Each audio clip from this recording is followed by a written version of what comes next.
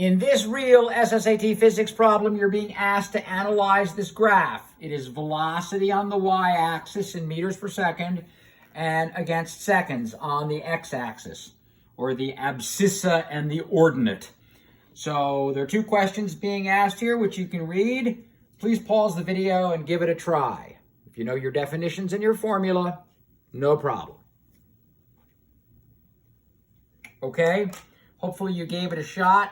And the equations that we're going to use, we want to know what the acceleration is. Well, remember that acceleration is the change in velocity with time. It's the slope of a velocity curve. So where is the slope the biggest? Well, it's biggest here. Be careful on problems like this if I said, where is the magnitude of acceleration the greatest? And I had a graph like this. The magnitude of this acceleration with a steeper negative slope would be bigger. So watch out for whether they're asking for the maximum acceleration or the magnitude of the maximum acceleration. So the change in velocity with time here is 15 over 5, 3 meters per second squared. That's the maximum acceleration. What is the displacement at t equals 20? Remember, the area under a velocity curve is the displacement, so we have to find the area under here. And in order to do that, we have a triangle.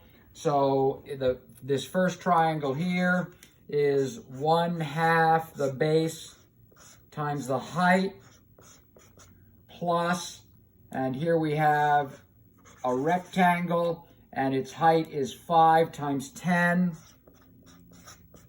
Plus the triangle up above, which is 1/2 the height, which is 10, times the base, which is 10, plus the area of this rectangle, which is 5 times 5, or 25. So add all these together, and we'd have half of 15 times 5. That's half of 75. That's 35 and a half. 37 and a half. And we also have 50. Half of 100 is another 50. And 25. So we have 125 from here. And 37 and a half. We use our workbook for scratch work. 12, 3, 4, 5, 6. 162 and a half. The question might say, what is the displacement? And you might see the choice 162 or 163 in meters. And that would be the one to take. So remember your units, and also remember your definitions and your graph analysis. This is a fine example of graph analysis. It comes up, in 5 or 6 questions. It's definitely worth knowing how to analyze your graphs, because you get big points.